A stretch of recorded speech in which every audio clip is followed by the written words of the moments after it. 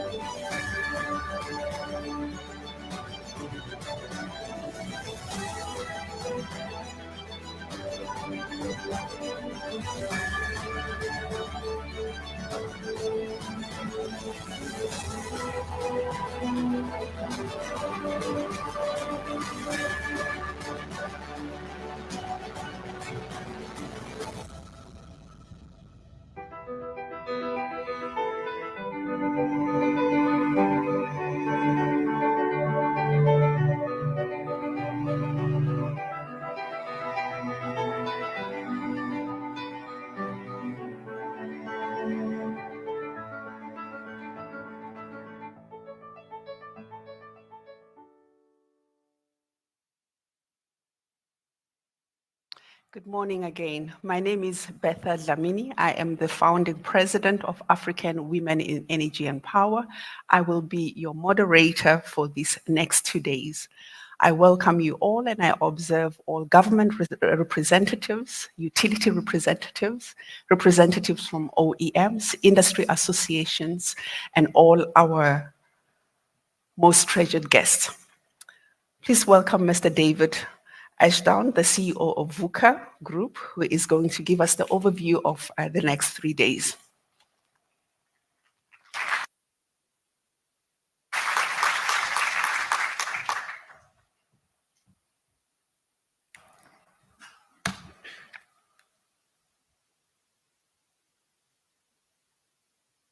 Thank you, Bertha, for the wonderful introduction and the team for the fantastic video introduction too. Good morning. I'd like to start by welcoming our keynote speakers over the next 2 days. Honourable Minister Gwede Mantashe in absentia, DG DMRE Jacob Mbele, GCE ESCOM Dan Macaroni, former acting GCE ESCOM and now CFO again, Caleb Kassim, Executive Director Energy at the City of Cape Town, Kadri Nasep, James Mackay, CEO Energy Council South Africa, Kenneth Oyakiri, MD and CEO Sub-Saharan Africa at GE Vernova, Matthias Nab, Director UNDP Regional Service Centre for Africa, Parks Tau, Deputy Minister, Department of Cooperative Governments and Traditional Affairs, Abel Teller, Secretary General, APOWER, Sabine Delolmo, CEO Siemens South Africa, Kay Walsh, Managing Director, Nova Economics, Ministers in attendance, members of government, utility CEOs, ambassadors, council generals, local government, municipality, and city leaders, respected leaders of industry from Africa and abroad, friends and colleagues, all protocol observed. And with thanks to our sponsors, Diamond sponsor, GE Vernova, Platinum sponsors, Abidair, Actom, Conlog, Dromex, Lucy Electric, Siemens, Standard Bank, and Wipro. Gold sponsors, Hinen, Schneider Electric, and Steinmuller. Our Utility CEO Forum expert partners, Conlog, ESCOM, GE Vernova, Lucy Electric, Oracle, Pylon, and Rosatom. Utility CEO Forum strategic partners, ALSF, Power Africa. And with thanks to our event partners, Host City, the City of Cape Town, Host Ministry, Department of Mineral Resources and Energy, Host Utility, ESCOM, Host Media Partner, ESI Africa, our provincial partners, Atlantis, SEZ, Wesgro, SA Tourism, and Western Cape Government. Strategic partners, ALSF, APUA, Power Africa, SAPVIA, the Energy Council of South Africa. The National Pavilion organisers from the US, Germany, China, France, and India. Knowledge Partners, Frost & Sullivan, SAISA, the Carbon Trust, and Energy Intelligence. And be sure to access your 2 free-week trial to global energy news and insights from the link inside the app for Energy Intelligence. Our amazing advisory board, for your time and investment in ensuring that Enlit Africa is curated for the industry by the industry. And all partners, sponsors, media partners, exhibitors, attendees, and those of you engaged across industry committed to promoting energy transition for the next 3 days, thank you for joining us in Cape Town and welcome to Enlit Africa. My name is David Ashdown and I'm the CEO of VUCA Group, the organizer, and it's my pleasure again to welcome you to Cape Town for Enlit Africa. We have a fantastic 3 days of engagement and activations ahead of us. This year, I'm going to step away from a commentary on the energy space and leave that to our respected keynote speakers. With your permission, I'd like to kick off with an introduction to VUCA Group. It is an organization that I'm very proud to lead. And we've come a long way since June 2021, when we completed our local management buyout of the organization and VUCA Group was born. That breakpoint allowed us to shift our approach in how we best provide value and service to the industry verticals we support. Our mission is clear: to connect people and organizations to information and each other across professionally created live and non-live platforms, to positively influence and drive outcomes for all stakeholders at all touch points. We do that through a portfolio of interconnected activities that are diverse and resilient portfolio spans. We create and deliver conferences for learning and connection, trade exhibitions to source suppliers and services, media products to provide news, insights and resources. We broker meetings between buyers and sellers. We connect you digitally and in person, and we've shifted our business model from delivering only a meeting place one time per year to a model where we can work alongside our stakeholders to provide marketing services in the form of longer burn campaigns that deepen engagement and drive outcomes. Our portfolio consists of a number of industry verticals that we operate in, where we have a number of assets across exhibitions, conferences, and media. We operate in the mining sector, the energy sector, smart mobility, retail, and green economy. Alongside those industry verticals, we have a coaching and learning platform where we coach the attribute, or we discuss and review the attribute of trust in relationships and in organizations through the Global Trust Project. We're an organizing member of the Go Green Africa non-profit company, which has a mission to support companies achieving green economy activities across the continent. And we've recently formalized our African female empowerment activities in a portfolio we call Women In, which is the acronym WIN. At VUCA Group, we work with our sponsors and partners to understand their business objectives and how we can support in ensuring they are achieved. It gives us a baseline to work collaboratively towards and be measured against. And when we have objectives listed, we apply them to our influence model to determine a campaign that creates value and outcomes for each client. Our influence model is based on the principles of the 7-touch marketing concept pioneered by Dr. Jeffrey Lant. The power of influence thinking, building awareness, and cultivating trust takes time. While traditional networking and advertising is short-term, businesses by nature make decisions across a prolonged periods of somewhere between 6 to 18 months or more. In reality, success comes from retaining market attention with consistent brand visibility that builds awareness, trust, and confidence. It opens doors and gives you a seat at the table with industry heavyweights. VUCA Group clients achieve much more with their investments through strategic positioning across conferences, trade shows, online meetings, news cycles, and more. Today, this all comes together for you as your VUCA Energy portfolio, and I'm excited to introduce the work that our teams have been focusing on to provide increased value and better results to the wider industry.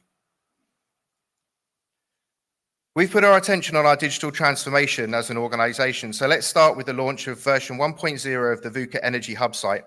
This illustrates our ability to deliver the 7 touchpoint concept. Our aim is to always create value for stakeholders in everything we do. This site is a go-to location in your search for industry information. We've curated a series of information gateways to bring quality information to your desktop or the palm of your hand. We deliver insights and resources through evergreen content that is placed to provide the user as a content experience that gives solutions, remains consistent, and addresses challenges faced. Our editorial teams curate content, we curate content for you, and we collaboratively work with third-party providers to bring the best, most relevant insights and resources to market, all searchable by your preferred industry vertical topics. The deliberate design of the customer journey through our interface allows you seamlessly to navigate through topics important to you and connect to articles, podcasts, webinars, reports, white papers, and video content. Our events and webinars listings allows you to access a calendar list of conferences and exhibitions to attend, or access to a library of world-class digital content through our targeted and well-attended webinar series delivered in partnership with ESI Africa. Introducing investment projects, a fully searchable interface connecting project owners to an investor landscape. Whether the project is a startup, scale-up, or a national infrastructure, we will list and billboard your project to our audience. Free to list and free to connect. Projects list after verification by our QA team. Selected projects are invited to our pitch stage at our live events to tell their story to a qualified audience. We provide the coaching so the pitches are delivered succinctly with attention to the must-know elements. Investors also benefit from an exclusive concierge matchmaking service. At Enlit Africa tomorrow, we will present over $1 billion of investment projects throughout the day. Online, the platform is managed year-round. Investors can connect with owners directly, and project decks can be downloaded. Watch this space as we're really beginning to create something very magical here. We often observe how well attended the on-floor sessions are when a topic is discussed with a group of vested industry professionals in some of the workshops. But the conversation stops at that session, but not any longer with the introduction of dialogues, where we will be capturing your badge details over the next few days and providing an exclusive invitation to meet online monthly with your industry colleagues to deepen the discussion in targeted industry topics. A searchable supplier directory completes the platform for you.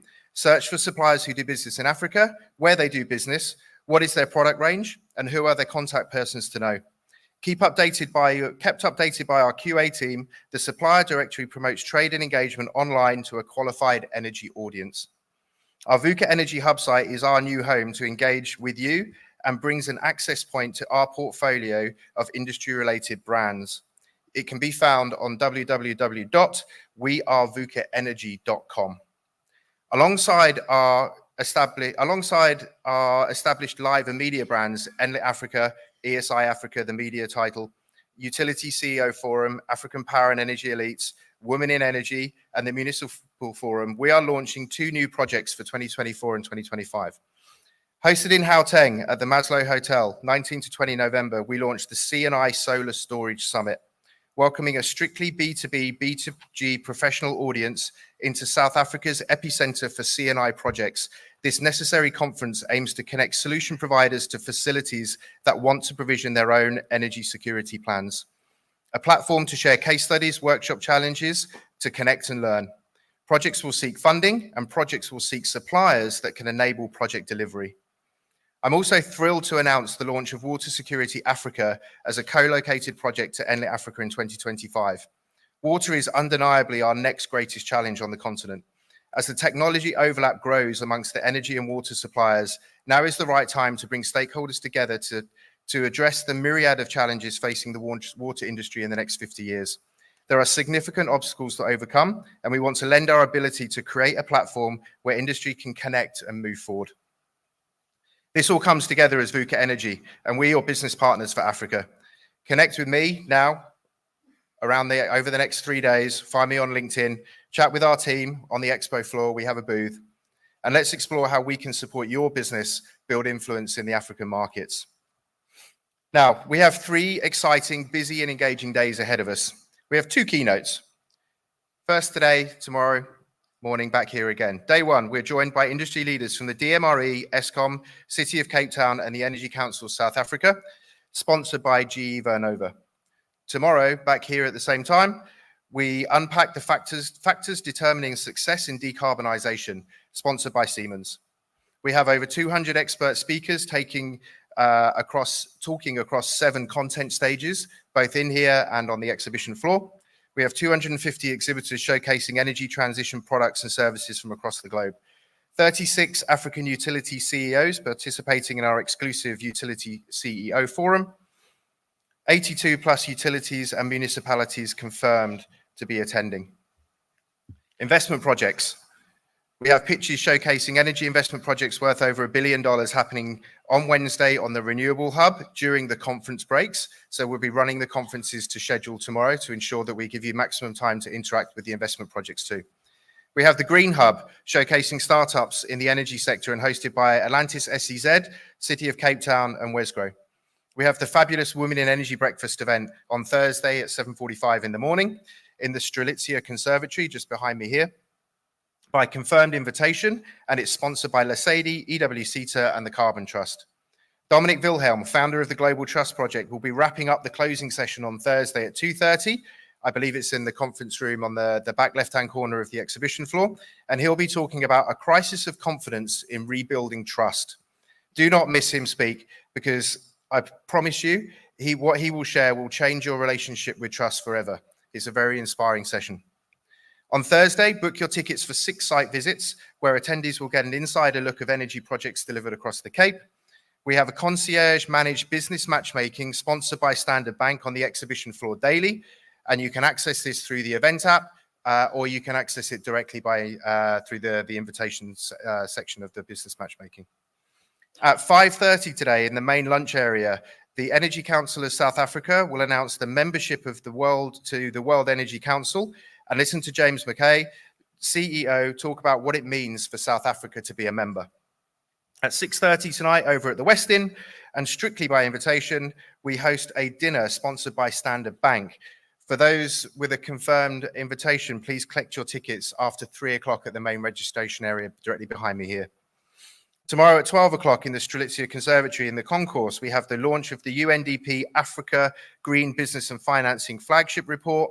And tomorrow night, the one you've all been waiting for, we have the Engage party at 6:30 at the Harrington's Cocktail Lounge, and every badge holder is invited, and that's sponsored by Actom. So where do you find all this information to stay connected? You can use the event app that can be accessed through the QR code on your badge. If you prefer not to download the app, you can also access the information through our website, www.enlitafrica.com. It's going to be a busy 3 days. Thank you for joining us. Thank you for your trust in us. And lastly, to the VUCA Group and the Enlit Africa teams, well done, amazing, let's go.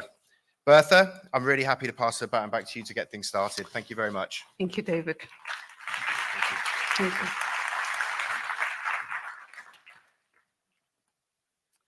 Ladies and gentlemen, in previous years, when we spoke of world peace, it was taken very lightly. In fact, over time, you would hear this question during beauty pageants. It was never a topic that we had to discuss or think about in our homes. But today, we stand with our hearts filled with grief as we witness what's happening globally that is changing our world. Today, more than ever, I wish and pray for world peace, sharing my deepest condolences to the nations of Iran and Azerbaijan, which will be hosting COP29 this year, and all the nations that are going through the most tragic turmoils. With those words of condolences, also on a positive note, let us welcome Mr. Kadri Nassib to deliver a warm welcome address from the mother city, City of Cape Town.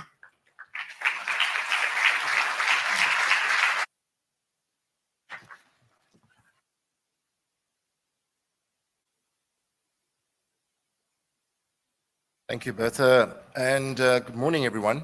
I think Dave's done a sterling job, I think, in acknowledging all the dignitaries that are present here today. And all that remains for me to say at this stage is that to wish you a very warm welcome to those particularly that have traveled from outside of Cape Town and beyond our borders to join us in what we now refer to as, of course, the City of Hope.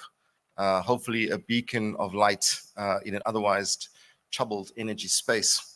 So I've got some very big shoes to fill this morning. And in fact, the mayor's shoes are 2 sizes larger than mine. So that's literally what I'm doing this morning.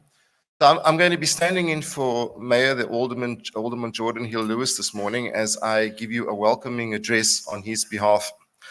This is definitely one of the premier energy events on our calendar. And of course, the Mayor therefore extends his sincere apologies for not being here.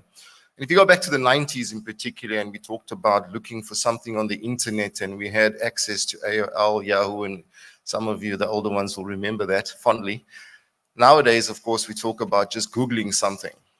And what we find in modern parlance as well is in today's terminology, particularly in the energy space, when we talk about meeting somebody, we ask them, will you be at Enlit? Will I see you at Enlit?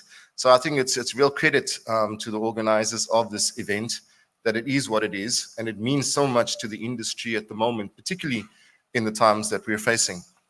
So my job this morning is going to be really just to share with you some of the astonishing progress. I think it's astonishing in the context of timelines that has been made in the city of Cape Town, particularly within the last 2.5 years. Now, many of you might be familiar with some of the programs that have been launched by the Mayor, and I'm going to recap very briefly to you what those are and the significance of those. But what we've tried to do is to encapsulate everything under the banner of our energy strategy. And that energy strategy is really designed to accomplish two things. The first one is in the short term to stabilize electricity networks within the city. And then lastly, then to move into a space where we transition into a future fit energy utility, followed by the longer term goal, of course, which is carbon neutrality by 2050.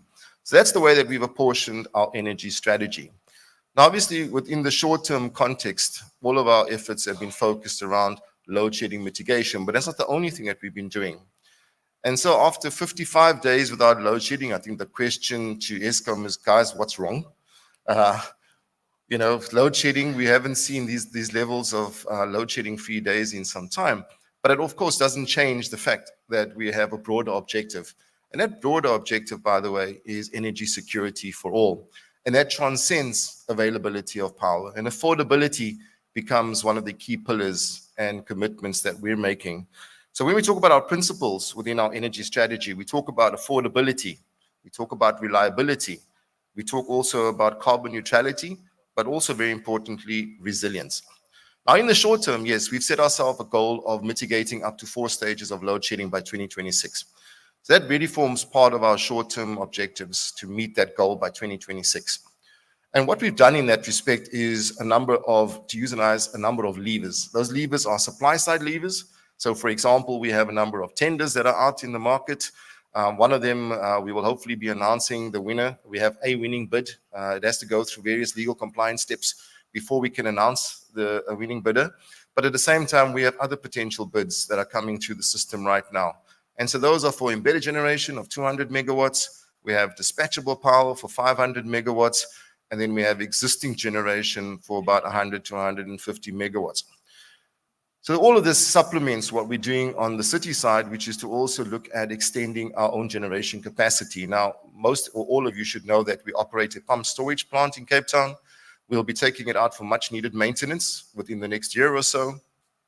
But we're also looking at the potential to establish Steenbras 2, to look at the options around increasing the capacity from the existing site, but to also look at a new site possibly in a completely different location. So that very much forms part of our own generation plans. We're also in the process now of constructing our very first solar plant. It's a solar-only plant right now that's located in Atlantis, and we're about to start the construction work on that site. It's a 7 megawatt project. It'll have the potential to, of course, grow. And I see the EPC contractors, the project leaders are here as well today. So we're looking at this as our first foray into city-owned generation to understand the impacts on the grid as well as the O&M requirements for that. There are other sites, of course, within the city that we've earmarked for power generation, and those will be developed over the course of the coming years. But on the demand side, we've also activated levers. So, for example, we have Power Heroes. Our Power Heroes campaign is designed to bring on board customers, residential customers, in the case of our load management project. But we also have a curtailment program running successfully with industry at the moment. And in the residential case, the intention is to use the services of a demand-side aggregator to effectively control loads, looking at controlling up to 60 megawatts of load during peak periods or during load shedding periods, and that will allow us to mitigate a stage of load shedding. So utilizing the supply side levers that I've mentioned to you, as well as the demand side levers, we intend to then mitigate at least 4 stages of load shedding.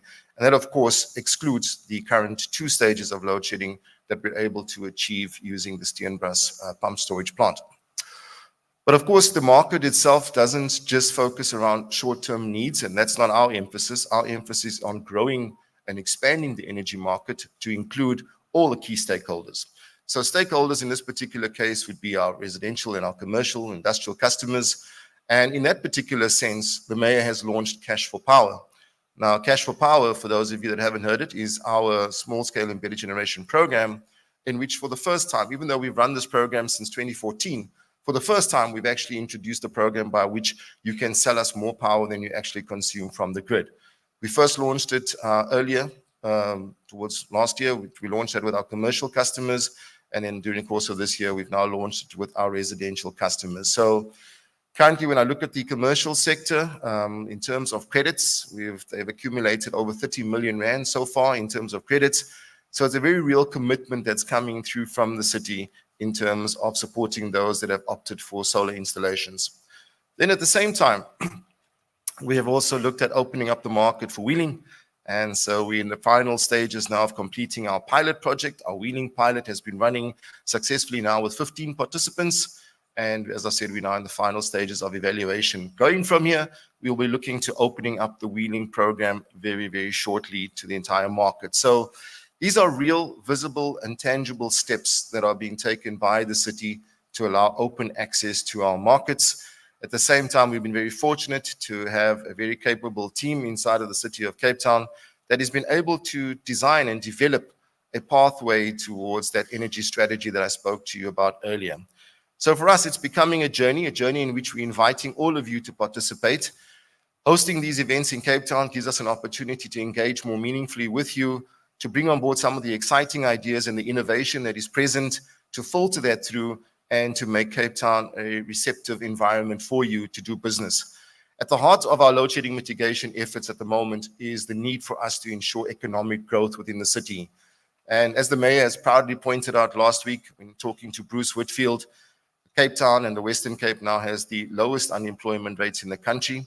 Unfortunately, it means that the city then becomes also a victim of its own success. And what you're experiencing now through immigration is added pressure on service delivery within the city.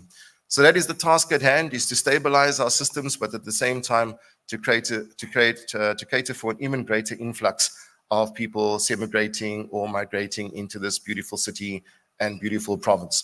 So on that note, I'm going to thank you once again for your time this morning. I wish you all the very best over the next few days. Know that the city is here with you. There are a number of city officials around. I'm happy to talk to you, happy to engage further on some of the promising opportunities that are being looked at across the board.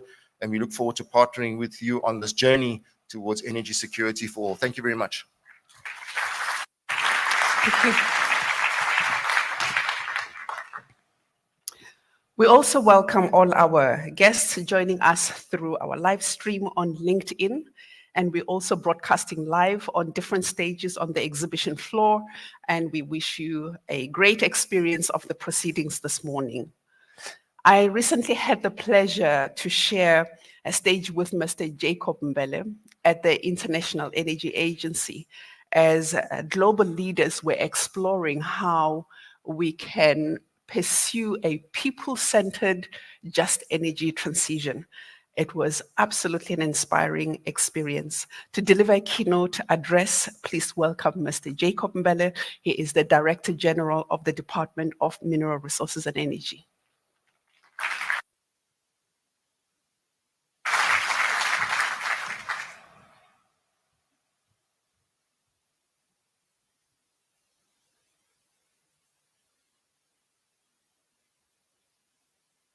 Thank you, Ms. Betha, Program Director.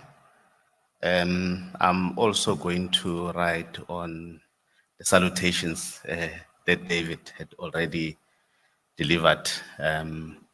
So all protocol observed, and good morning, ladies and gentlemen.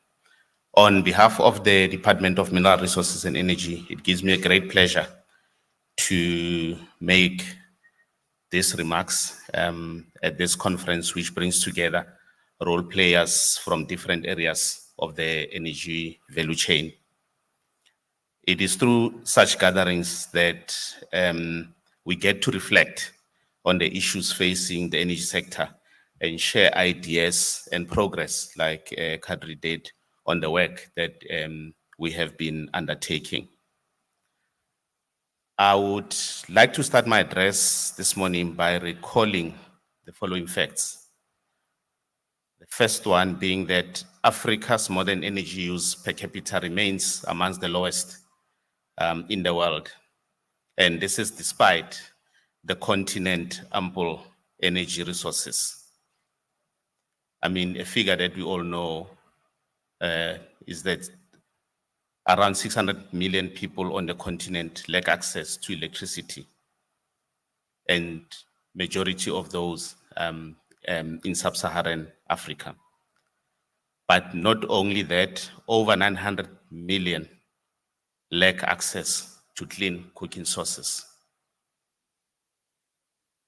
The second point being that the continent accounts for just 6% of global energy use and less than 3% of global energy-related carbon emissions. I think this, for me, are important facts to put at the back of our mind as we engage on the various issues over the next 3 days. Access to affordable energy and sustainable forms of energy in line with SDG 7 is therefore crucial for the continent. For South Africa, ensuring energy security is a priority for the government. The IRP, supported with the Energy Action Plan, as announced by the President, remains the government's roadmap that guides our actions to ensure that security whilst dealing with we deal with the energy transition and sustainability issues. The current prolonged load shedding is an indication, prolonged period without load shedding is an indication that the Energy Action Plan intervention of improving energy availability factor is bearing fruits and beginning to resolve the energy security in our country. I think on behalf of the DMRE, I want to take this opportunity to commend the ESCOM team and leadership for the great work they are doing in this area. I'm not going to ask what are you doing, but I'm going to say keep on doing what you're doing because it seems to be working and solving the problem. Progress is also being made in other areas of the Energy Action Plan, such as fast-tracking of the procurement of new generation capacity in line with the IRP 2019. The procurement plan under the IRP 2019 is the most ambitious since the introduction of IPP programs in South Africa in 2010.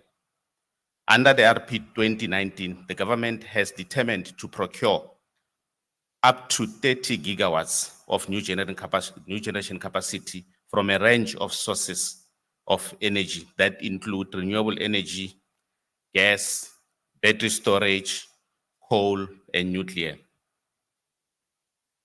These 30 gigawatts of determination exclude about 5 gigawatts of determinations that we've already issued to ESCOM for other programs involving gas and renewable energy and battery storage.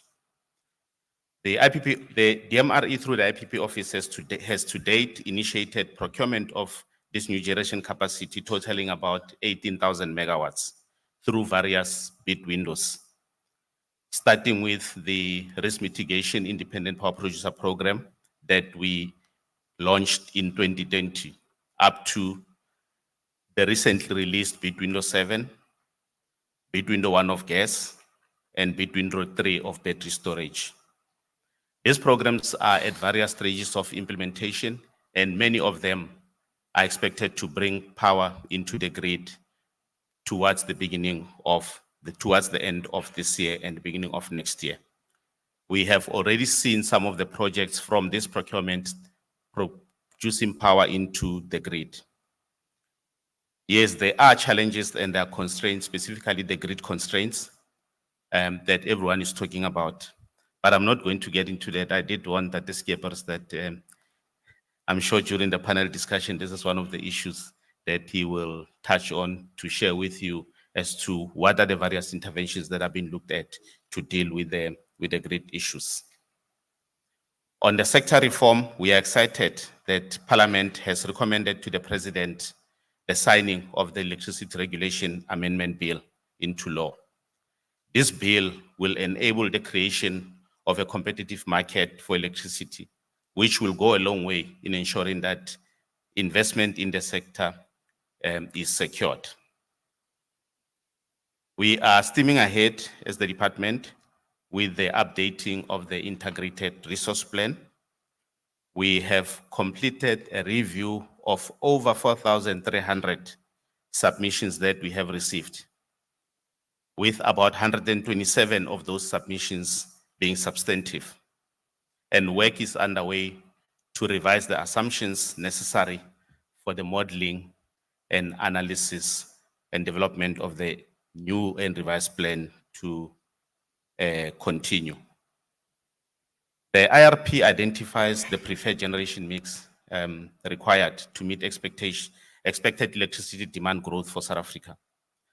The plan is developed considering the energy trilemma, which is energy security, affordability, and sustainability. It is important when dealing with plans like the IRP to approach the trilemma in a holistic and integrated manner, considering the interconnections and tensions between these three competing goals. Prioritizing one of the elements of the trilemma over the other will certainly compromise other elements. For us, energy security considerations are more than simply matching supply and demand now and in the future. It is also about ensuring power systems adequacy, which is the ability of the power system to react promptly to sudden changes in supply and demand. This is in essence the reason all electricity power systems consist of a mix of energy technologies because they play different roles. It is our view that South Africa must continue to pursue a diversified energy mix that reduces reliance on a single source or a few primary energy sources. For security of supply in the short to medium term, which is the period between now and 2030, we believe that the country must continue with the different electricity generation initiatives as outlined in IRP 2019 and the Energy Action Plan. We believe that improving performance and availability of Eskom power generation fleet remains key to us getting out of the current challenges that we are facing. Improvement of this fleet must, yes, be supplemented with generation capacity options from different sources, including renewable energy and dispatchable capacity that will make sure that when the plant failures occur or unexpected plant failures occur, we have sufficient dispatchable capacity to deploy. In line with the Energy Action Plan, we therefore advocate for the following interventions. The continued and intensified efforts to improve the EAF, where technically and commercially feasible, delaying the shutdown of coal-fired power plants to ensure that we retain currently available dispatchable capacity, the acceleration of deployment of additional dispatchable generation options, such as gas to power, and this is in addition to non-dispatchable supply initiatives by business and the state. We advocate for the completion of the extension of the design life of Kubeck Nuclear Power Station because we know the reliability of the power plant has served us well. We advocate for finding a workable resolution to the challenges around compliance with the implementation of the minimum emission standards for some of the coal-fired power plants that Eskom is operating. And last, we advocate and support the enablement of the transmission grid capacity to ensure that we can add new generation capacity. For the long term, We believe that there are multiple pathways the country can follow, but to ensure security of supply, these cannot be solely based on technical analysis. And by this, we mean power system modeling and simulation. They must consider other government needs and policies, including risk to energy sovereignty. But they must also consider practical commercial implementation of these projects. We emphasize that our future energy path choice must consider our national circumstances and economic growth plans. Our plans to net zero must therefore put innovation at the forefront. The EIA report on reaching net zero points to the fact that part of the solution to the world reaching net zero will be from technologies not yet developed. We must therefore look at the energy transition with the lens of reducing emissions instead of one technology replacing another. I recently had a privilege, as program director indicated, to participate in an international discussion on energy transitions. And it was interesting to see how everyone is grappling with the same issues of balancing the energy dilemma that we're grappling with as here at home. It was interesting to see that we are often too hard on ourselves as a country, and we don't recognize the gains we are making in the spaces that we are having initiatives in. My main take home from these discussions were that the energy transition is a journey. It's not an event, and it will have setbacks as there are factors that are outside of our control that will impact on the trajectory that we're trying to go towards. So it's not going to be a smooth downward curve, but what is important is that the trend must continue to point downwards towards the goal that we are aiming at. Our expectation from this conference is that the outcome of this conference should embolden the resolve to attain energy transformation goal as set by the AU Africa Agenda 2063, which talks to Africa harnessing its own natural resources and ensuring access to modern, efficient, and cost-effective energy sources to households, industries, and businesses. We are looking forward to the discussions and deliberations and the networking that will come out of this. Thank you. Thank you. Thank you, DG. We were running late by 15 minutes. You have given me back 10 minutes. Thank you very much. Ladies and gentlemen, we are now transitioning nicely to part 2 of the program. And I'm going to welcome Mr. Kenneth Oyakire, who is the MD and CEO Services, Sub-Saharan Africa, GE Vernova. And he is going to deliver a keynote address from the sponsors. Thank you, sir.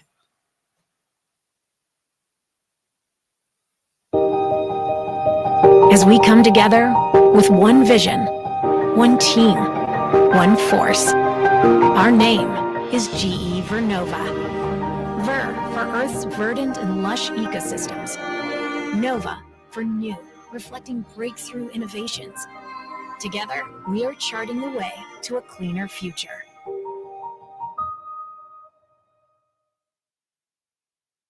Thank you. Good morning. Enlit Africa, thank you for the opportunity to speak today. But before I get started, I'd like us to do something different. And as I stand on the existing protocol, if you can, please look to the person next to you and say with all intent and purpose, I have the energy to change the world. Can we do that?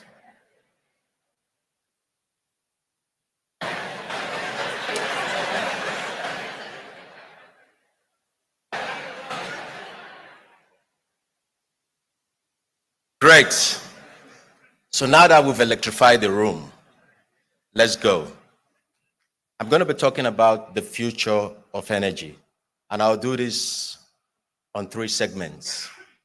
First, we'll look at the changing and evolving landscape of energy and how it impacts every one of us sitting here in this room. Secondly, we'll be looking at the path forward. And thirdly, how can GE Vernova help in our transition for energy as we move forward?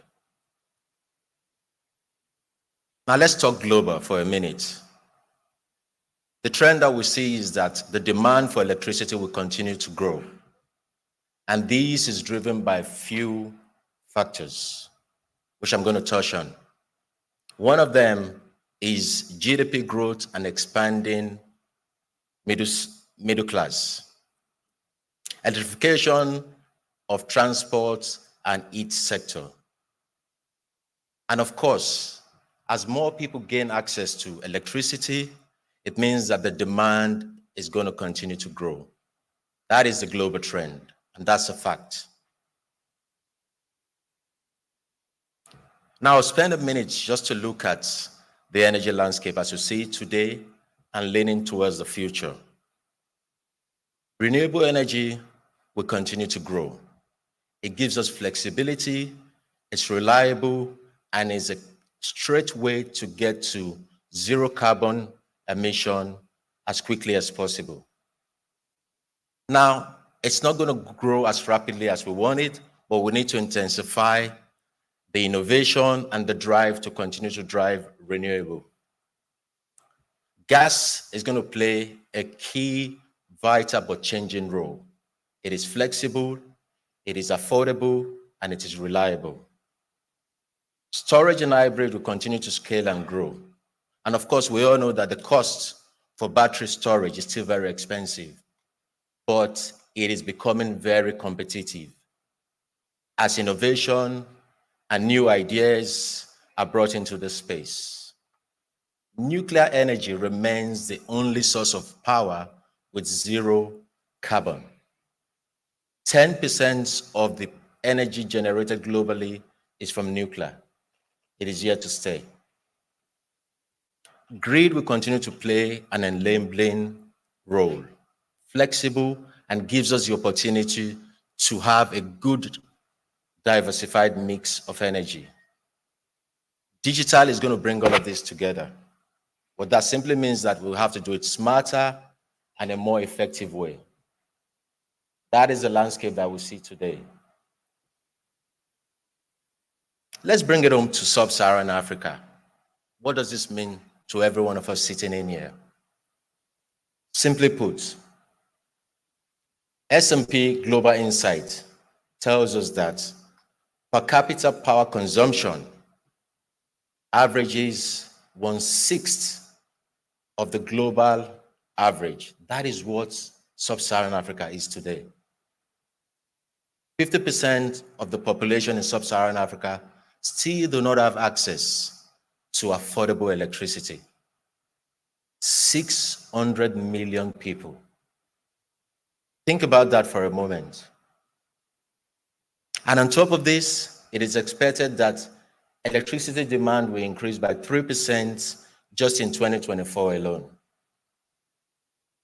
As we think about this, I would say that we have to be smart and must balance our energy transition aspirations and electricity availability.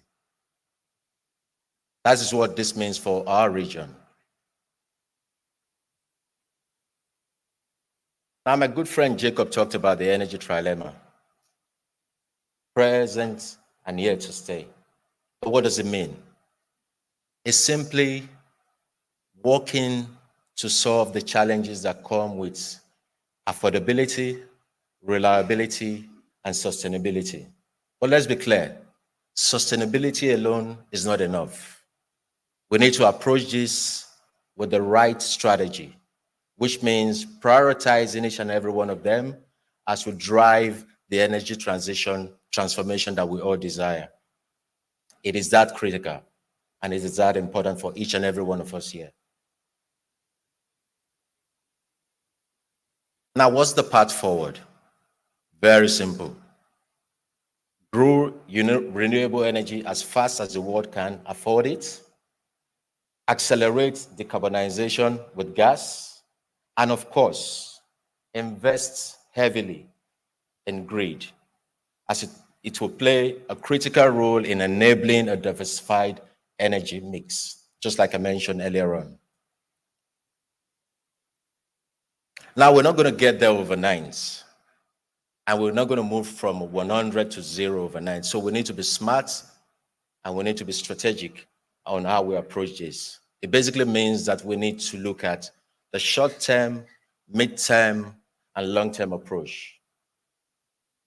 There are various ways to approach this, but one simple one that gets us closer to where we want to get to is the right combination of gas and renewable energy. It's a no-brainer to reduce the emissions that we see today.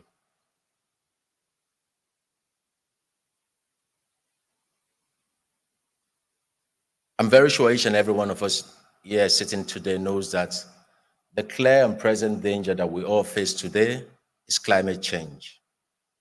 And if you allow me, I'd like to make this personal for a moment. Like most of you here sitting in this room, I too am a parent. I live in Nigeria with my lovely family. My wife and I had to wait over a decade before we were blessed with our 2 lovely boys. One thing that is clear to us is that we cannot afford to pass on the situation we see today with climate change to our boys without doing anything. So the time to take action is now. The time to step up and solve for climate change is now. And if we're truly serious about solving for climate change, if we truly believe that we don't want our kids in the next 2-3 decades to be sitting in events like this, in halls like this, talking about the same thing, we need to step up and act now. Government has a role to play, creating the right framework, enabling environment, so that those that are heavily vested to invest can dictate how they get to the end game. It is important that we have a structured market. It is also important that government incentivize people that are investing in fighting the challenges that we face with climate change. Rewarding and recognizing those that are investing also is very strategic and key.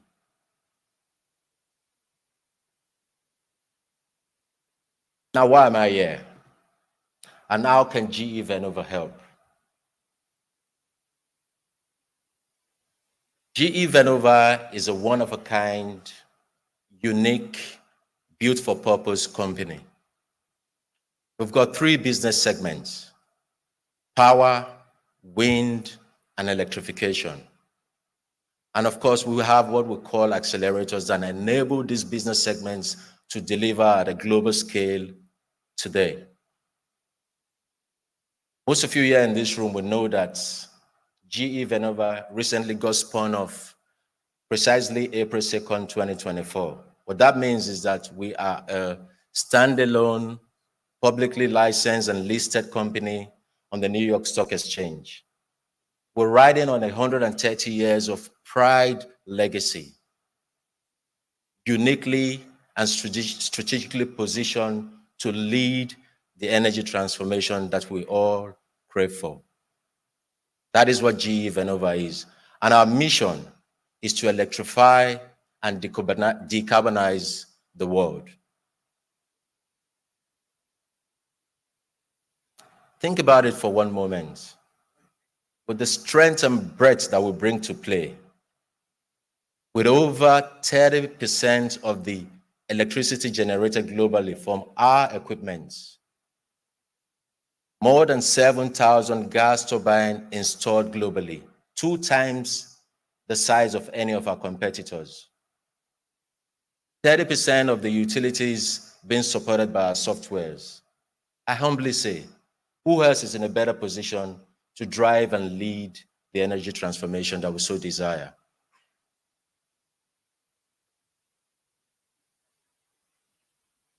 We are totally committed and invested in the development and growth of sub-Saharan Africa. A fun fact, the first offices for GE outside of North America was right here in South Africa over 100 years ago. We've been here and will continue to be here for a very long time. We're totally committed to the communities we serve. Just recently as last year, we opened a clinic here in South Africa. We're driving the innovation and leading edge technology required to continue to grow the energy chain. And that moves from generation to transformation and distribution.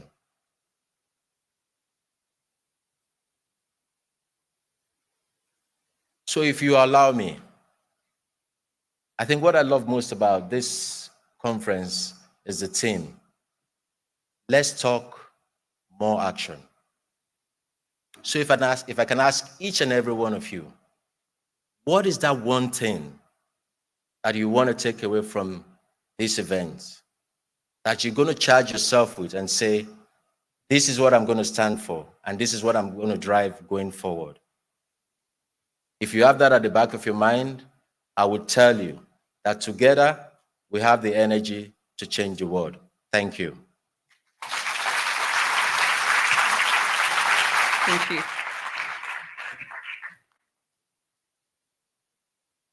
Very inspiring presentations from the DG and Mr.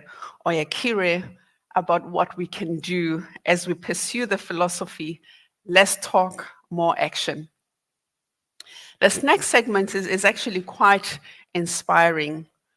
As we step back and we reflect on South Africa's just energy transition plan, away from the noise, we will realize that South Africa is the first country on the continent to implement a just energy transition plan and its investment plan of the scale, and to also implement the investment plan in the face of the most challenging geopolitics that have totally disrupted energy supply chains across the world. And therefore, South Africa's Just Energy Transition Plan represents a pioneering effort in climate finance, marking a significant milestone in the country's response to climate change. As the DG has said, as we participate in multilateral global platforms, we're starting to understand that a just energy transition is not about the replacement of existing technology with another, but it's about creating an environment conducive for innovation and in creating an inclusive ecosystem. So as the first country-owned initiative of its scale, South Africa has a unique opportunity to share insight into its implementation with global stakeholders who have not faced the kind of challenge that we have faced. This includes highlighting challenges and opportunities encountered along the way. As the DG has said, this is a journey and not a once-off event. Crucially, South Africa's commitment to a low-carbon, climate-resilient economy underscores the need to ensure decent work for all, social inclusion, and poverty eradication. We witnessed it for the first time at a global stage. The labor federations across the world, representing multi-million population of labor, were invited to debate the just energy transition and how we can ensure gender equality and social inclusion. And therefore, protecting vulnerable groups such as women, children, people with disability, and the unemployed is paramount in our journey towards a just transition, not for energy, but across all economic sectors. Equally crucial is safeguarding workers' jobs and livelihoods during the transition. Certainly the only country on the continent implementing a just energy transition investment plan during the most tumultuous geopolitics and most disrupted energy supply chains that continue to redefine the energy transition pathways for many countries around the world. Please welcome Mr. James Mackay, the Southern African Energy Council CEO, who is going to moderate a conversation with our leaders on the Just Energy Transition Plan, ESCOM under new leadership, and the road to 2030. He is going to be joined in the sequence, and I'm going to ask Mr. James to stand with me first so that I can sequence the panelists. He's going to be joined by Mr. Den Marukane, Group CE ESCOM, Mr. Khalib Kasim, CFO ESCOM, Mr. Sihumucho Skierpas, Group Executive Transmission ESCOM, Mr. Beki Ngumalo, Group Executive Generation ESCOM. And they're going to sit in that sequence starting from the right. Yes. So Mr. Den, Mr. Khalib, Mr. Sihumucho. Mr. Den, if you can sit next to Mr. Khalib. This is you, Sehamo. Right? So Mr. Den, Mr. Khalib, Mr. Sihumucho, and lastly, Mr. Beki, and then Mr. James in the middle. Let's give them a round of applause.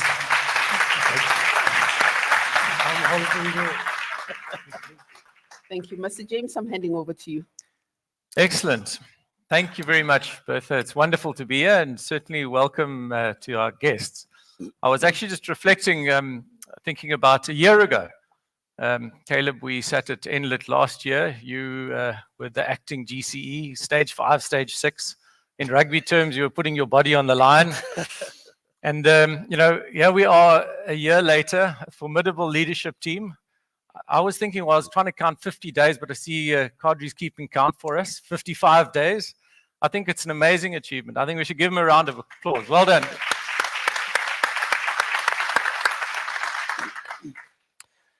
So, some tough questions. We're going to move quickly. I'm sure everyone wants to hear a lot from the team.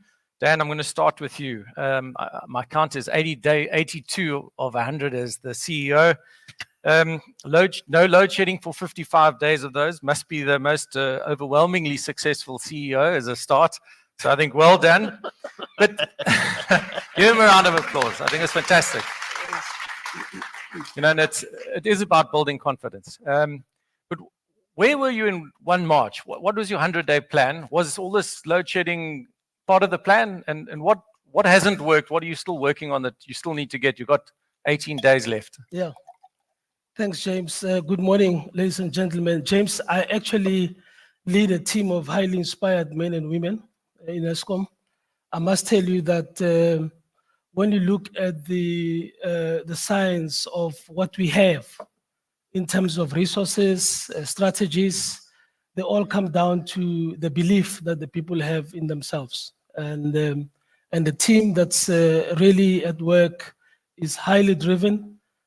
All it needed is the support, and that support has come through. The support has come through emanating from the drafting of the plans around the generation recovery, and that support continues through the interventions of our board, our shareholders, government through the NECOM process, and the participation of business in that order. So I'm quite chuffed that I have an opportunity to be part of this great story.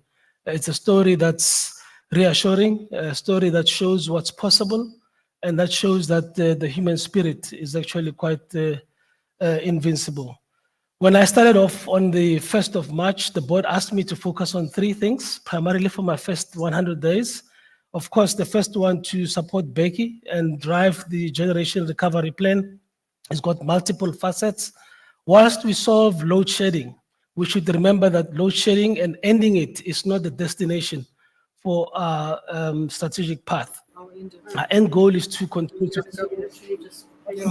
One thing, when we finish, can we just play our video at the end?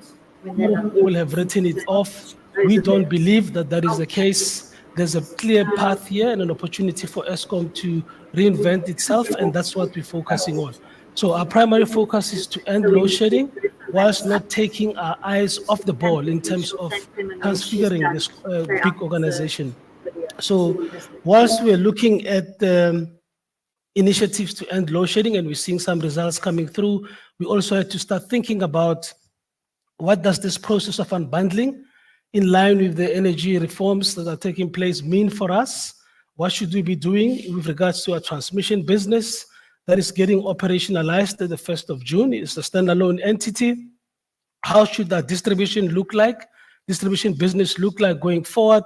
What offerings are emerging as being tactical for us to embrace?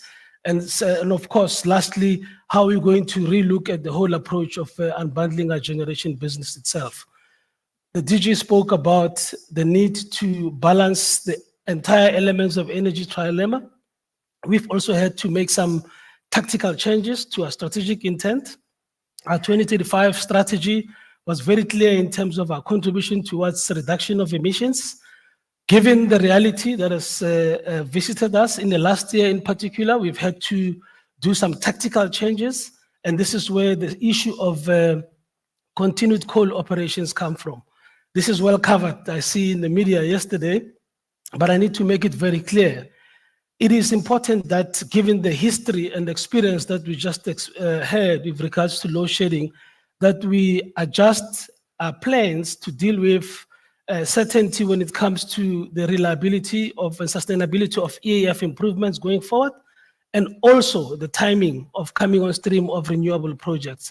And as a country, we had said we will approach this in a very considered manner to 2030. We'll continue some of our coal operations that we had earmarked for shutting down. We'll find a path that allows us to get back to the contributions in terms of reductions that we needed to have.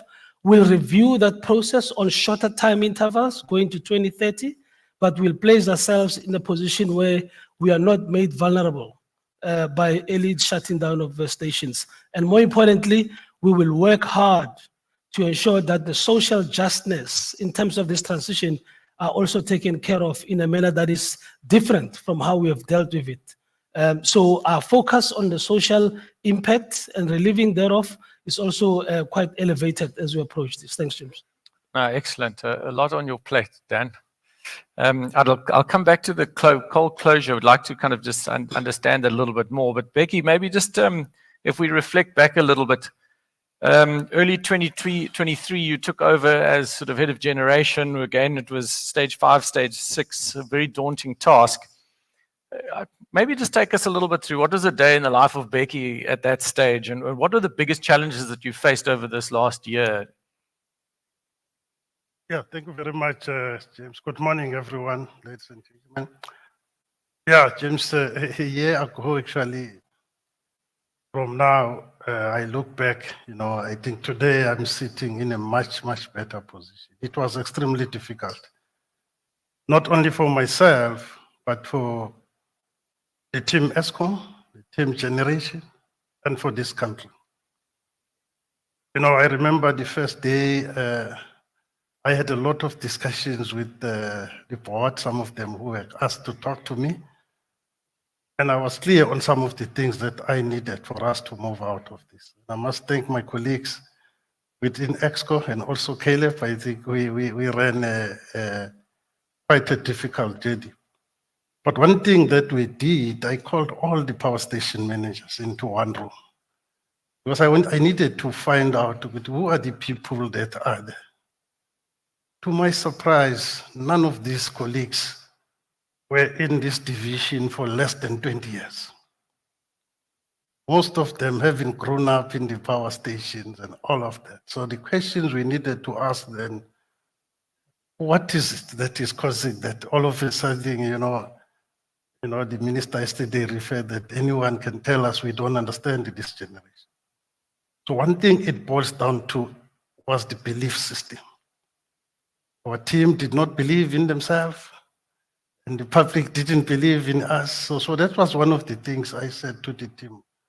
I believe in myself. I grew up in these divisions. I know this coal fleet. I know these power stations, how they work.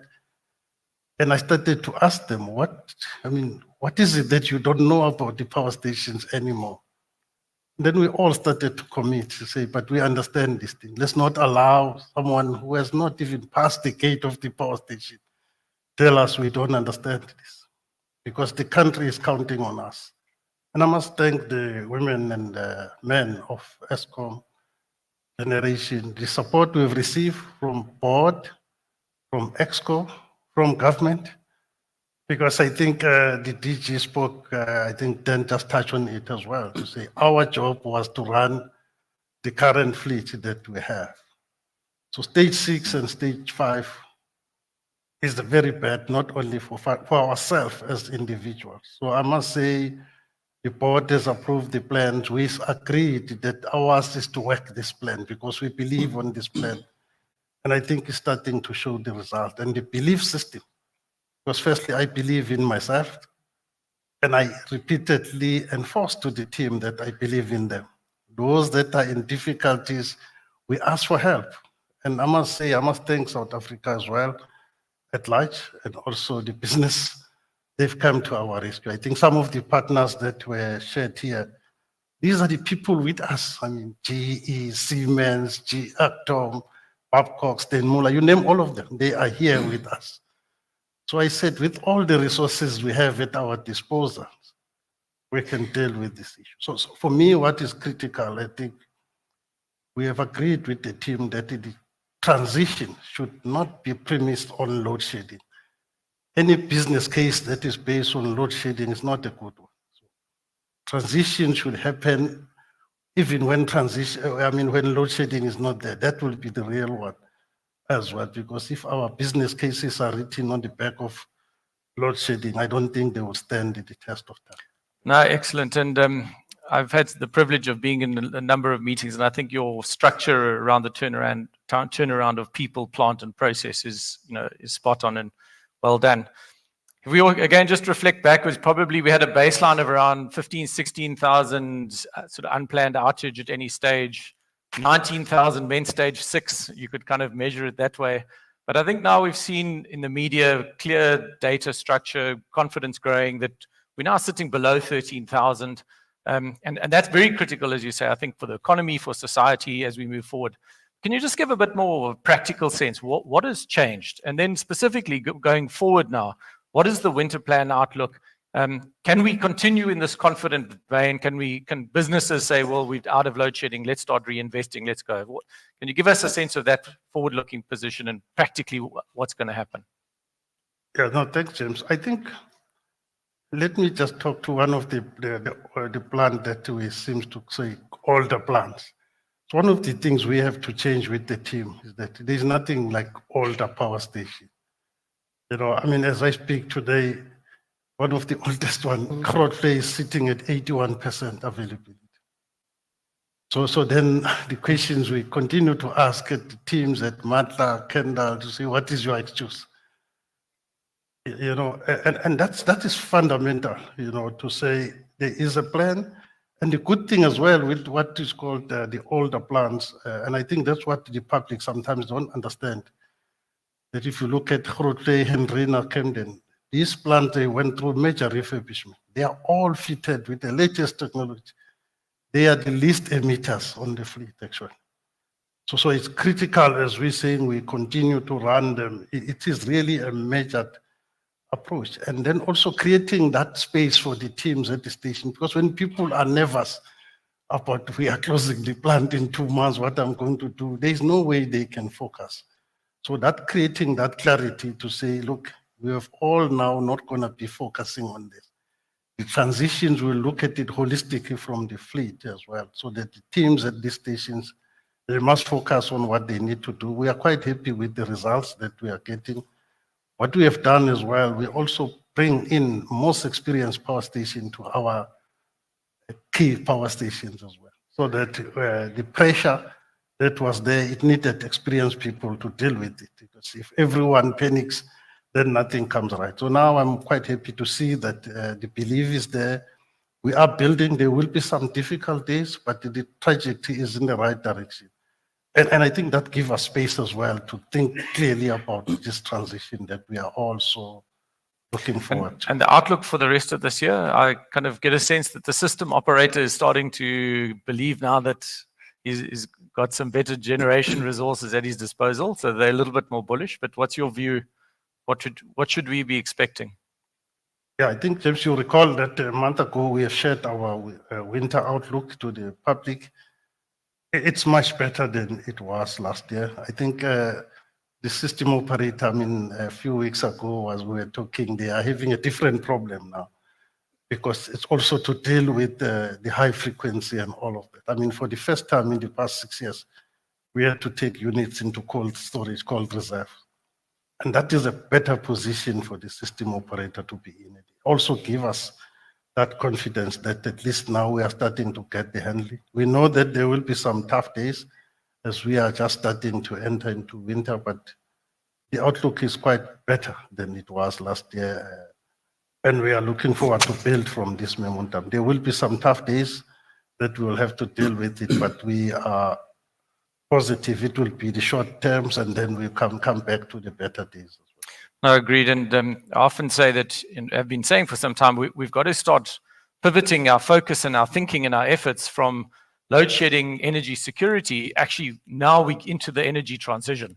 And so we're going to have a lot of different complexities. There might be better problems, but they're still going to be complex problems and difficult to manage. A lot of, and I think Kenneth really touched on it, a lot of new technologies, new systems, a lot of digitization, restructuring that we've now got to focus on and we've got to get right. We can't afford to slip up again and get back into crisis mode, which maybe, Sekhomoku, brings me to transmission, you know, as they, and Kenneth has also said it, it was grid. So, I mean, I think we've got a good plan in the TDP, but you've also acknowledged in the past that, you know, we've got this sort of 8 to 10x increase in the pace of implementation that we need to achieve. That's a very big risk. I also saw some news flow recently, you know, in terms of what was delivered last year in terms of transmission build versus the targets. It was quite low. So what is the plan? Can you give us a bit of an update around the planning and confidence of implementation of TDP, that timing? What's your thoughts? All right. No, thank you, James, and good morning to all the colleagues. Perhaps, James, before we get to the TDP, I also just need to mention that as we approach this issue around the grid, one has to look at it holistically. So while we know there are significant challenges to rolling out the infrastructure, we are also very clear that we need to continue to operate the system reliably all the time, every day. We need to ensure that we continue with the maintenance of the existing assets and that we refurbish them and modernize them. If we focus exclusively on the expansions, we're going to make a huge mistake. So we are very conscious of the need of the maintenance and operating of the current asset base that we have.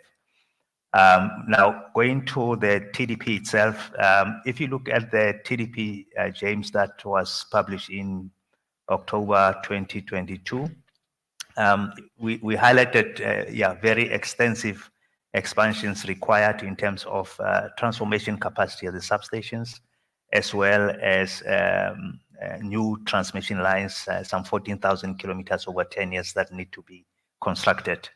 And if you look at the total count of projects in the TDP, I think it's over 300 projects.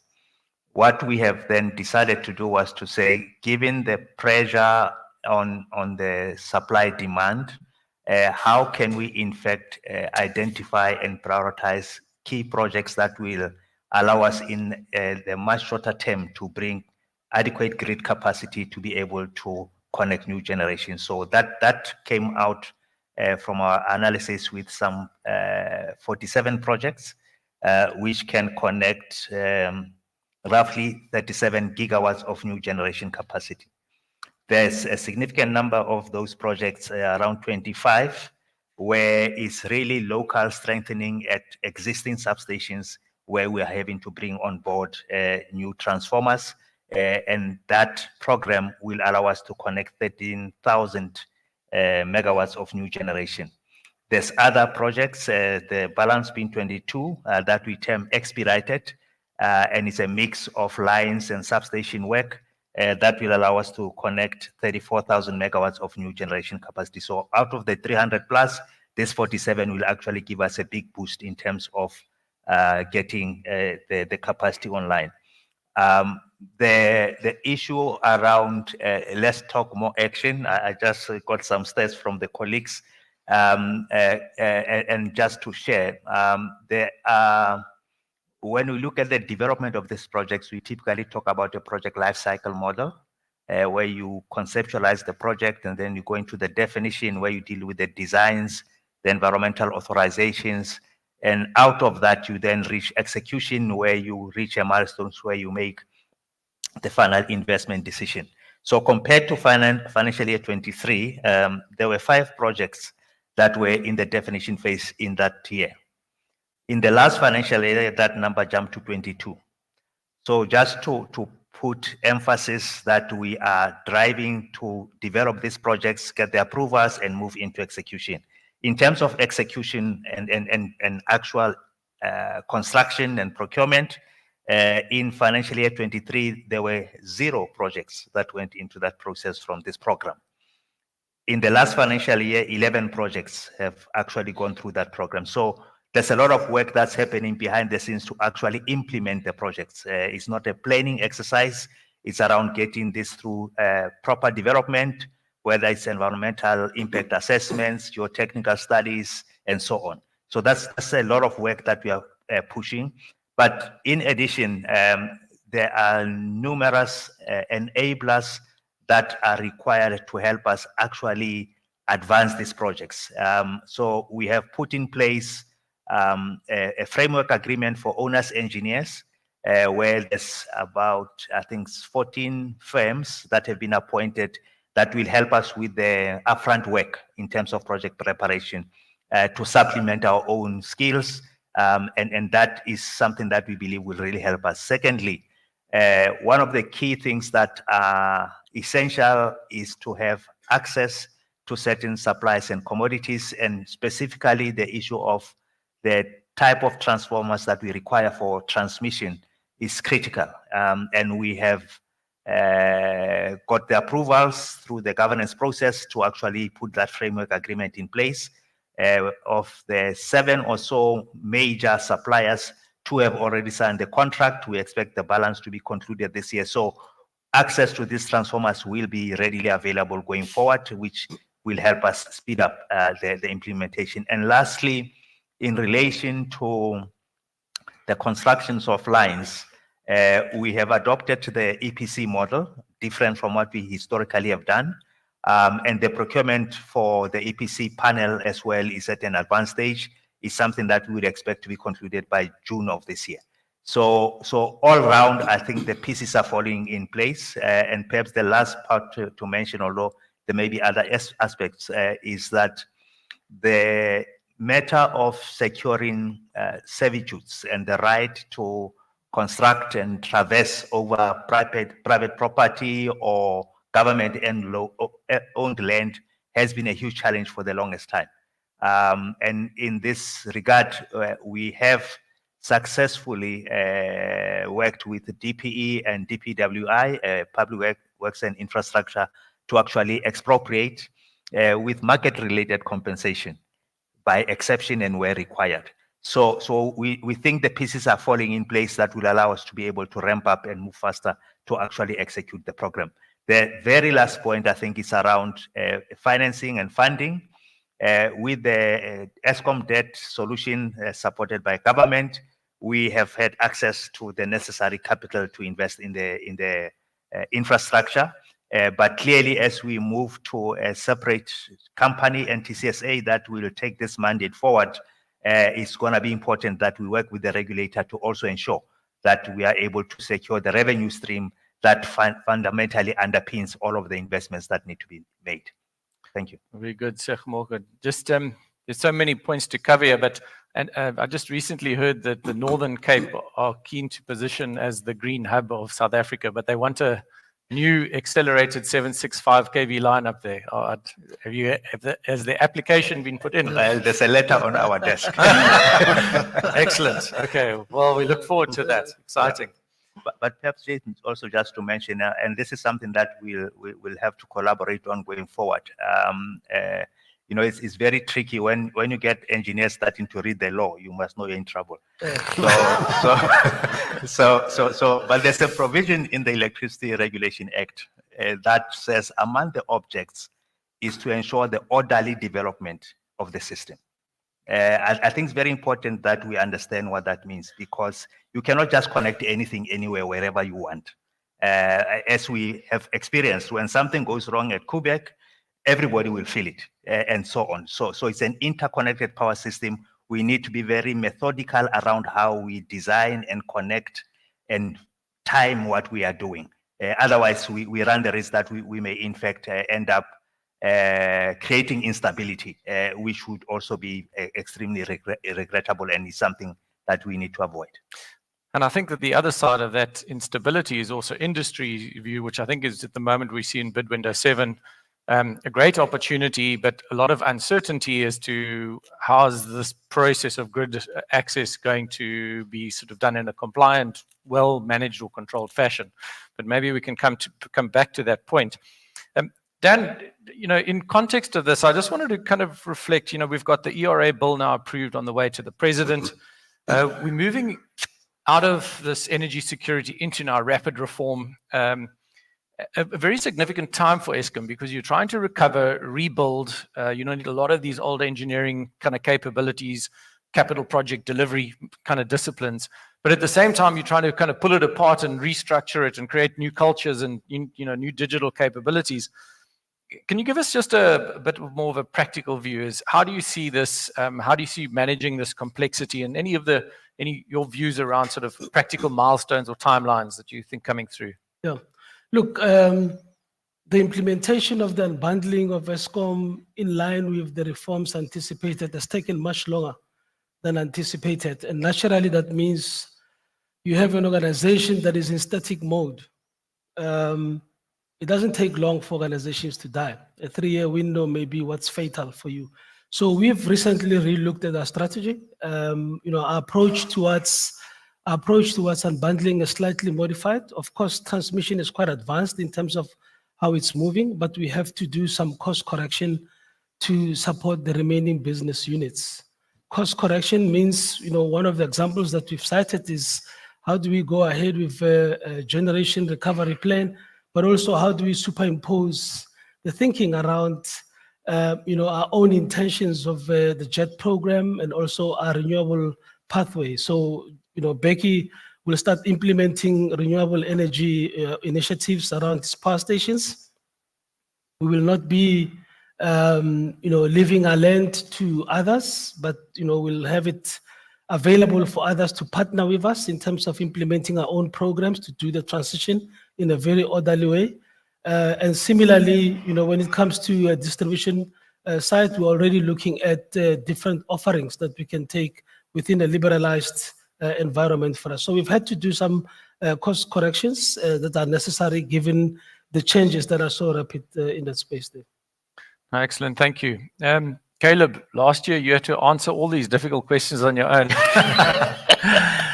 So maybe back to your discipline, part of JET is ensuring a sustainable municipal kind of participation. It's still, I think, about 76% of South Africans connect through the municipal networks.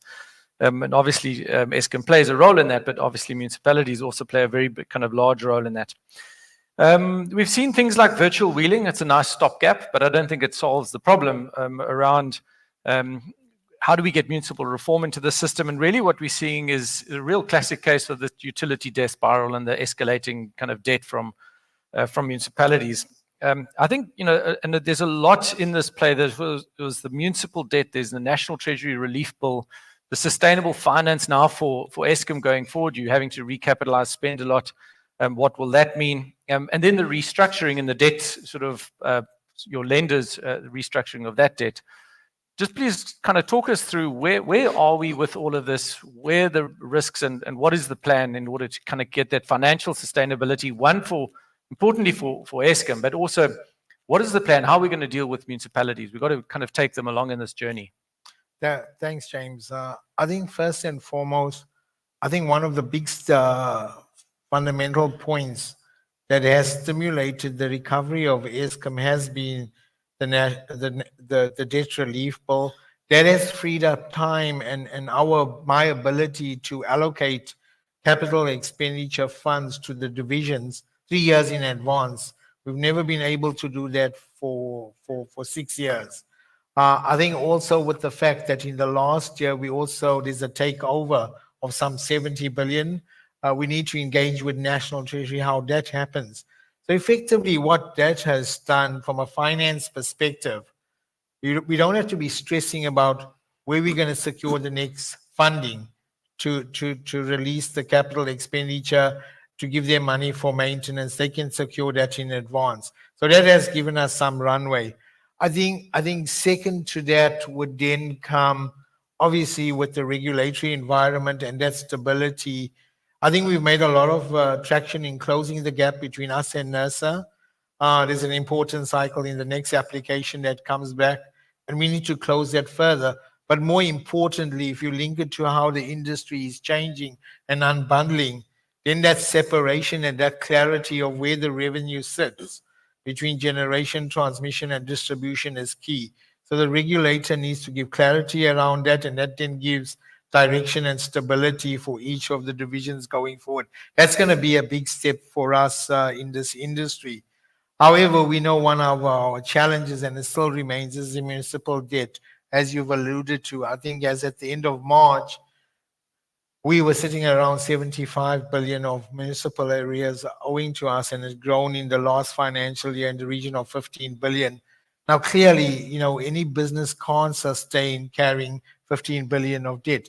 Yes, with the debt relief, National Treasury has introduced incentives to municipalities many of them have signed up, but in order to get the write-off of a third of their debt, they need to comply for 12 consecutive months in terms of paying their current account. I think in terms of compliance, we're probably sitting around 10%, and some of them partially compliant. So it hasn't delivered the necessary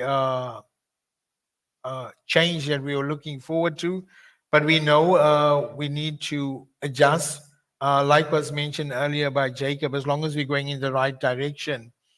I think similarly to the NECOM, James and colleagues, when we looked at EAF and the importance of restoring the generation recovery, I think as part of NECOM Workstream 9, we need now to focus our attention as a country.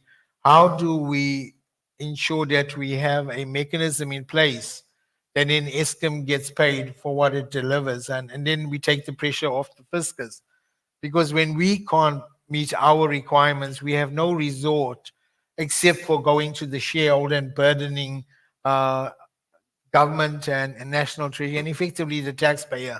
So I think if we can take the same amount of effort we've done on generation through the NECOM process and put our minds together to find a permanent solution for the municipal debt, that would be great. But I think then going forward, when I first started in this role acting, I would look at the cash flows every day to see whether we can meet the salary account at the end of the month for 40,000 people. Okay, where I'm sitting now, I can look 6 months ahead and I'm not stressing. That means we can focus on the turnaround and many other things. But that only reason why that happened is the debt relief has helped. But more importantly, the thing I'm looking forward to is what generation is doing. Like the minister showed yesterday, just in 7 weeks, year on year, you went from an OCGT spend of 5.2 billion to 1.2 billion. That is a 4 billion swing in 7 weeks, right? I've told Becky, now that you've recovered, you stopping load shedding, I want to stop making losses. I'm tired of it. Becky's my most important customer, and I think more importantly, colleagues, Becky has spoken about the generation staff, but don't underestimate the rest of the Eskom staff in distribution, in transmission, and in the support services. The morale has just increased so significantly by us coming to work every day, and we know we're not load shedding. When I tell my son to do his homework, he would reply and say, "Can you stop load shedding?" So, so now he has to do his homework. But I think we are on the right track, and with Dan's leadership and the executive committee and the board, we now need to start looking 5 years, 10 years forward, including the transition. But I think take the challenge of the municipalities, like what we've done on EF, And as a country, I'm sure we can solve it. So do you tell him now, I've stopped load shedding, I want 6 A's? I'll go back to you. Dan, just on this point, I mean, I know Monde is not here, but so Eskom distribution, is that going to sort of be the default operator? I mean, Kadri, it was fantastic to hear what the City of Cape Town is doing and has done. But it's taken a huge amount of hard work and effort, and we're not seeing that, I think, in other metros or in the sort of the larger capable municipalities, let alone the really sort of bottom end of the municipalities, which are really kind of small and not, I don't think, really have the scale and capacity and capability to transform. But is Eskom distribution going to play a leadership role in this, or is this a government sort of restructuring? Must we go back and resurrect the Reds or a district municipal model and find a different way to do this? Or what is your strategic view of it, Dan? James, there's a conversation to be had as a country, which is about how do we bring to birth a sustainable model for electricity supply to municipalities. The current model looks to be problematic. There's been some calls from other quarters of the municipalities to say, do this, give me that, I want this one, cherry picking. We need to have a conversation, as Caleb says, that is quite encompassing and that takes into account all the fundamentals. At the end of the day, if we are not paid as Eskom, the shareholder becomes the last port of call. Equally so, we can see now through the municipality debt relief package that the National Treasury becomes the last port of call as well for municipalities. So we need to have a conversation that is based on our combined experiences to date and our aspirations to improve the service delivery ultimately to the residents and also to the industrial entities that are located within municipalities. If it means that we all have to revisit our positions for the sake of an orderly way of service to the country, so be it. And we think that the momentum and the willingness by all stakeholders that's been demonstrated in the energy given towards the recovery of EAF should be deployed. And in this process, we should start codifying new ways of working as a country. That's the only benefit that can really come from our combined experience of 30 years as a democracy.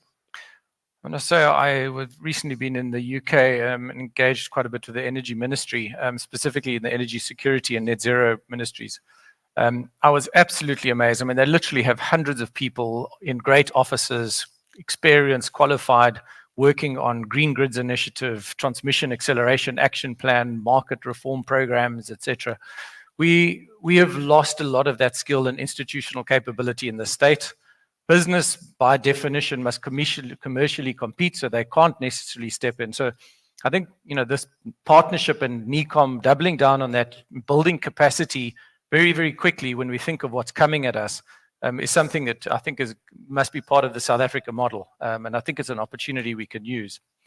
Caleb, just a quick, I'm not sure if it's for you or for Sekgomoko, but we have heard from the electricity minister a number of times, private sector finance model for transmission, going to come out with a position, and ITPs, triple Ps. We haven't seen anything. Any update or views as to what that is likely to look like? Yeah, from an Eskom perspective, we are looking at it, and Sekgomotso can complement, but we also know with National Treasury, we're looking to implement this model through a pilot project, take the learnings on board.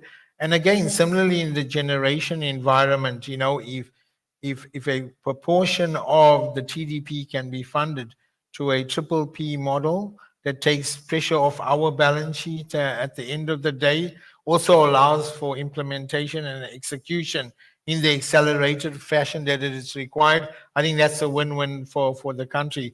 So we are looking at that, and then obviously we also need to ensure from a regulatory perspective we are aligned and understanding how does this work, how does the recovery to make sure Eskom is and NTCSA is neutral, but Sekgomotso can add. Yeah, no, thanks, Caleb. I think Caleb has covered it, James. We've had quite a number of engagements with the Minister of Electricity. We have formed a number of task teams that include Eskom, Treasury, and a range of other stakeholders, including external professional services providers with global knowledge and experience around these new modules. So that work is being attended to. We had agreed that once we have something concrete that we would then revert to the minister, and then we will take it from there. So that's certainly where we are. It's a lot of work that's in progress. Good. Well, we look forward to it. I'm going to squeeze in the last two important questions. I think we've got 5 minutes left. Becky, coming back to just the coal closure, balancing that. I mean, really, it's the energy trilemma. I think there's also clearly, one adds to that a bit of the social kind of anxiety. Komati clearly in the public domain wasn't a great example of how to do coal closure or coal repurposing. The original JET program had sort of looked at 11,000 megawatts coal decommissioning by 2030 to get to the bottom end of the NDC target range. We now have climate legislation, and I think the sector budget for power sector has been proposed at 125 kilotons by 2030. That would be a 37% reduction of emissions coming from essentially coal-fired stations.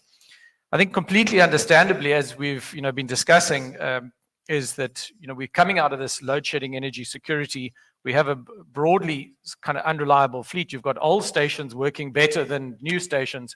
To try and shut everything down on an age profile would seem not the correct thing to do. But that said, if we are sort of going to have an extension of Endrina Camden, which is the first ones I think that were supposed to be shut, how do we balance that in terms of this emissions commitment obligation, ensuring a transparent, robust conversation on global platforms? At the end of the day, we've only got one planet Earth. It's home to all of us. We know that we've got to kind of focus on this net zero journey, but we've got some hiccups on our road, on our journey. How are we going to do this and balance this conversation in the sort of the global context? Yeah, no, thank you, James. I think you referred to the story of Komati. We visited Komati last year after it has shut down.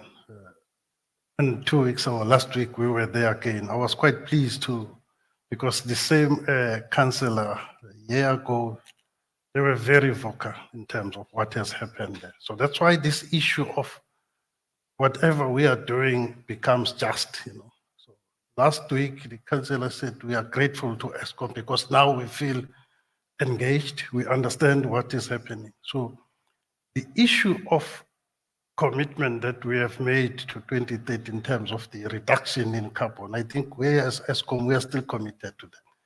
But one of the things we said, we can't be looking at these small stations. We must look at fleet-wise.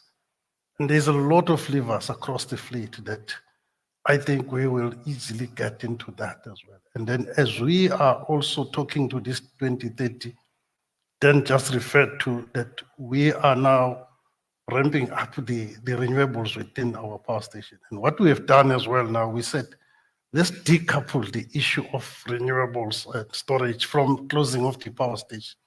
You would have seen now that we have just publicized the 75 megawatts at Letabo Power Station, which has got nothing to do with closing of any power station. So we have the team now that we said, let's decouple that. And then that gives us the opportunity to reduce across the fleet, because then there we've got the grid connectivity and there's enough space. If you look at what we term as partial load losses, for an example, at Matimba, most of the business people will know that we battle with high ambient temperature there, load losses going to 1,800 in summer. So we were looking at projects of dealing with that, but now we said, but no, we're not going to do that. We will then start putting our own renewables there, that we can keep Matimba at a certain level, so that when there's those things, we start ramping it up. But to also ensure, the system operator we just talked to now to see, DMRE have just also publicized as well the nuclear. Someone earlier on talked to say this is, and part of what has been gazetted now on the normal PWR, the small reactors, at least this one gives us opportunity to say by 2030, somewhere there, these reactors should start coming into the fleet. And then we will also be putting them around this coal-powered power station. That's when the transitions will become just. But to meet the commitment, I think looking at the fleet, because if you take Henrina is a 10-unit station. We're currently talking 6 of them. The 4 of them, we already taken them out. Broadway is a 6-unit station. We're only dealing with our 6-year plan, talk to only 3 of them.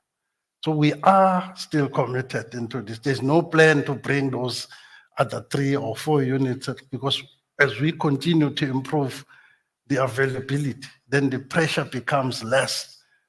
And that there's that commitment from all of us. So if we approach it like that, I don't really foresee that there. And then also, the last point, amongst the bigger stations, the 600 or 500 that we are getting at Grootveld allows us to take a unit off at Letabo to do the emissions. We are busy there implementing SO3 plants and upgrading those things to deal with emissions in totality. So all of that put together, because if you put them into these small 3 power stations, I don't think we're going to make a dent as a country. So it's important that we understand the holistic approach, what should happen, decouple this thing of jet from closing of the power station. So we will be doing it across our power stations so that even when you do it at Grootveld, there's no anxiety because you started doing it even in our new station like Medupi, because we've got capacity there, we've got grid like Matimba, Letabo. I think that is the approach that for me is quite sensible and is measured, and it doesn't create what we have had. I think Komati has given us good lessons. Now, as we speak, we are going to go out now at Komati 150 megawatt battery storage, and then also 100 megawatt PV. We have started to roll out as well the battery storages across the country. We've commissioned last year here in Worcester. There's another one in Scapley. KZN, we are commissioning a 40 megawatt this month, end of this month. Battery storages. So these are all the things that we as ESCOM, we are saying this is what's going to, then it becomes a no-brainer that as these availables, we can start shaving off the energy transition responsibly. Now, I think with climate change, it's easy for the world to unite in the ambition of net zero around the planet because we all identify with that. However, climate change is hugely unequal. We didn't equally cause climate change. It won't be equally affected by it. And we're not equally positioned as countries, regions, or even communities to respond to it. And we don't have equal affordability to be able to even kind of do anything about it. So that getting away from winners and losers is the heart of a just energy transition. Yeah, James, maybe just one point to close off with from our side.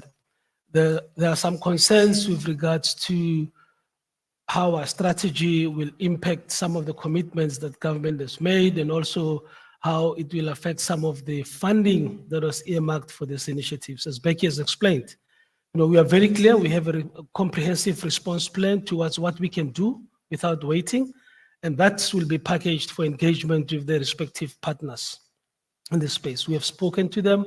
We have engaged everybody. We have explained our rationale and the need for tactical cost adjustment, and they've all understood this. What we now need to do is to follow this up in the conversations in June and also in the conversations in July. What we also have to put on the ground is some visible progress with regards to these projects. We will implement those and show and demonstrate the commitment towards the blending of these technologies as we go through. The acceleration of implementing the transmission company itself and the relook at the pace of delivering the TDP will also enable the country to move towards more renewables onto the grid. So the commitment to the end goal remains. How we get there needs some cost adjustments, and that's what we're really dealing with at the moment. No, excellent. I think that's very important. Okay, so I'm kind of largely out of time. I would like to ask you to close off, Dan. I think that there's growing confidence. I think it's fantastic to have the sort of leadership team here today. However, business confidence is very low. We need to mobilize investment, create jobs, grow our economy. Any words for the world out there in South Africans, business? How do we grow that confidence? How do we move forward? Look, I think confidence or external confidence on us will increase as soon as we start talking positive about the progress that we are making in the country. We have said it before that we are not out of the woods yet, but we have visible progress towards where we want to be. And we should acknowledge that. These debates that are anchored on suspicions don't help us. We should actually focus on what we can do better. That's delivering the results. And we'll get to that point, and naturally, we'll see everybody starting to take a different view, in terms of the energy security for the country. We are very committed as this ESCOM team, the leadership and all our employees, to do all we can to progress along this path of recovery. Later this year, what we have not touched on is that some meaningful megawatts that will come back onto the grid at Medupi, 2 from Kusile. Here at Quebec, 900 megawatts of a steam generator, life extension will be back before the December break. And that way we start building up capacity and the reserves that we require badly to ensure that our energy security is improved. These are facts. We need to start talking this so that we can actually get the world to understand where we're going. Excellent. And well done again. Congratulations. It's remarkable progress. We look forward to keeping in touch. Thank you. Thank you. Thank you. I'll let the guests leave the stage. Thank you very much. Bertha. Thank you. Thank you. Thank you. Thank you. Thank you. Thank you so much. Thank you, Dad. Thank you. Thank you.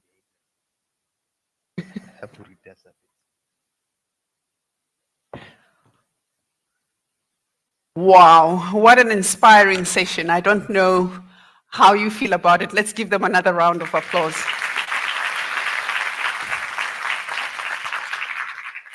To quote the words of the Group CE, the momentum of stakeholder collaboration must be deployed, consolidating 30 years' experience of democracy. Indeed, let this be the catalyst for South Africa Inc.'s recovery and confidence. That was absolutely an inspiring session. Thank you, Mr. James, for facilitating that so proficiently. We've come to the end of our second session, which will be followed by a number of sessions that are going to take place at the exhibition floor. I just have a few announcements to share with you, and we will close the session. So for those who are attending this conference center or the venue facility for the first time, there are restrooms that are allocated on each level of the convention center.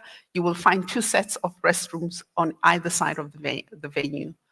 It is a non-smoking venue, but there is smoking areas allocated at the back of Hall 3 that you can access very easily via the exhibition halls. The fire and emergency exits are clearly marked in and around the building. Should there be an emergency, you will be able to locate them.